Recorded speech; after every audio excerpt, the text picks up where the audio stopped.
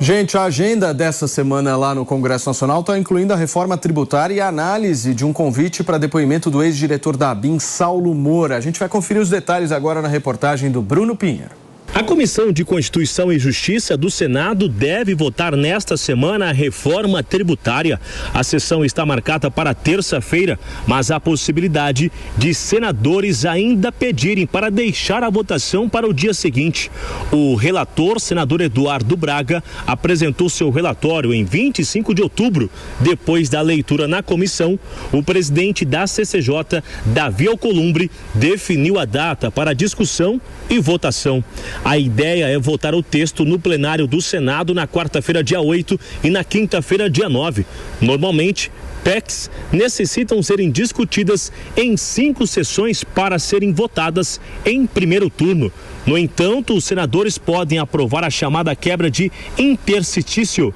Isso significa que o intervalo entre a votação do primeiro e do segundo turno seria ignorado. O presidente da Casa Alta, Rodrigo Pacheco, quer avançar com a pauta para tentar finalizar a votação no Congresso ainda em 2023. Para ser aprovada, a PEC necessita de 49 votos. Na segunda-feira, a Comissão de Direitos Humanos no Senado Federal realizará uma audiência pública para debater sobre o custeio e a organização das entidades sindicais, como parte do ciclo de debates sobre o tema. Na Câmara dos Deputados, a Comissão de Segurança Pública e Combate ao Crime Organizado vai analisar o requerimento do deputado Eduardo Bolsonaro, que requer que seja submetido à deliberação do plenário o convite a Saulo Moura da Cunha, ex-diretor adjunto da Agência Brasileira de Inteligência, ABIN, para esclarecer conversas vazadas pelo aplicativo WhatsApp e bem como para explicar o suposto apoio recebido pelo atual presidente do Banco Nacional de Desenvolvimento Econômico e Social para a sua nomeação ao cargo. Muito bem, gente, vamos repercutir um pouco dessa reforma tributária, porque ela é sempre muito desidratada, não é, Elaine? Quando ela passa por essas comissões, enfim, dá para a gente ter alguma perspectiva que o texto original vai ser minimamente preservado ou não? Não, não será, com certeza não, vai ter aí uma série de puxadinhos, né, que o Congresso como um todo vai pontuar, mas é importante que ela saia. Né? E é importante que ela saia com, de fato, algum impacto positivo para a sociedade. Porque também se a gente começar com muita alteração e o texto sair mesmo do mais, a gente não precisa mais de reforma. Vão reclamar da alíquota depois. Exatamente, da reforma tributária. E aí, Nelsinho, o que você acha? Eu acho importante que haja esse debate, pelo menos no Senado, já que na Câmara a gente não teve, né? Há quem diga que é uma ideia de muitos anos, de décadas, essa história de reforma tributária. Tudo bem, mas o texto que foi aprovado na Câmara não é um texto de décadas, muito menos de anos. Foi um texto do dia para a noite, colocado em votação em primeiro turno e em segundo turno já na sequência, respeitando inclusive um prazo que o regimento interno impõe da votação do primeiro para o segundo turno. Foi assodada a votação na Câmara dos Deputados. No Senado, a gente teve um debate um pouco maior, uma participação da sociedade, a passagem do texto pelas comissões e alterações que precisam ser feitas e que estão sendo feitas no Senado Federal. Um equilíbrio maior entre os setores afetados, porque no texto que veio da Câmara estava todo mundo na mesma régua. Serviços, indústria, comércio, quando a gente sabe que os serviços não podem ficar no mesmo patamar dos outros, porque justamente os serviços não têm o cashback. Quem vende e quem compra e vende algo vai acumulando créditos que depois serão retornados em benefícios. Mas quem presta serviço vende intelecto, experiência, expertise e, portanto, estava num ambiente prejudicado. E aí o Senado está corrigindo algumas questões como essas. Há todo o debate também sobre o Conselho Federativo que vai gerir o IBS, né, que é a junção, aliás, IBS não, CBS, que é a junção do ICMS com o ISS, e, enfim, isso tem que avançar com mais debate. Quanto mais debate, melhor o texto. O que você tá bravo, Maninho? Nossa, impressionante, Koba. A reforma está muito pior do que era. Justamente porque o que faz um bom sistema tributário é você ter neutralidade fiscal, ou seja, não cabe ao Estado brasileiro, ao governo, fazer escolhas no lugar do cidadão. Quem deve escolher como alocar recursos é o cidadão. Quando o Estado começa a dizer que a alíquota para um tipo de mercado vai ser diferente do que para outro, o Estado está interferindo no funcionamento da economia, ele está sendo intervencionista, ele está distorcendo o sistema de preços e gerando complexidade que atrapalha a geração de riqueza e a vida do trabalhador. Está muito... Concordaria. Violando a legislação brasileira. Falando de uma alteração que está equilibrando o jogo. Que equilibrando? Pelo equilibrando. Jogo equilibrado é ter a mesma regra para todos. Todos... igualdade perante a lei, Koba. Que esses serviços vai ter? Igualdade perante a lei. Alguém que vende inteligência vai ter? É preciso ter igualdade perante a lei. Mas ganha algo, tá a lei já prevê isso.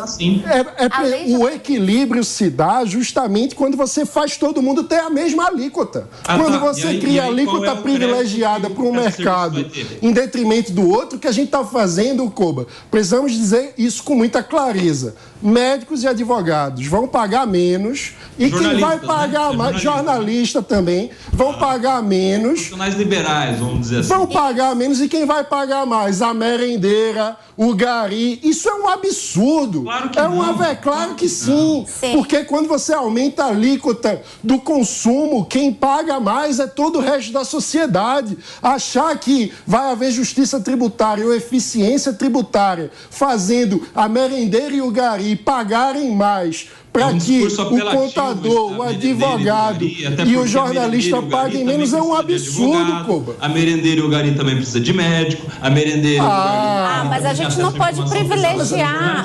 Esse imposto não vai ser repassado para eles. Essa é a cultura da meia entrada, Koba. É a ideia de que, esse setor é muito especial. Então vamos dar uma alíquota privilegiada para ele. Quem paga a conta? Os outros que não conseguem se articular politicamente com a mesma pressão. Vai pagar Senhores, uma consulta? Perdoe, eu preciso só me despedir de quem nos acompanhou pelo rádio. Muito obrigado pela sua companhia, pela sua audiência. Amanhã o Morning Show está de volta às 10 horas da manhã aqui na Jovem Pan.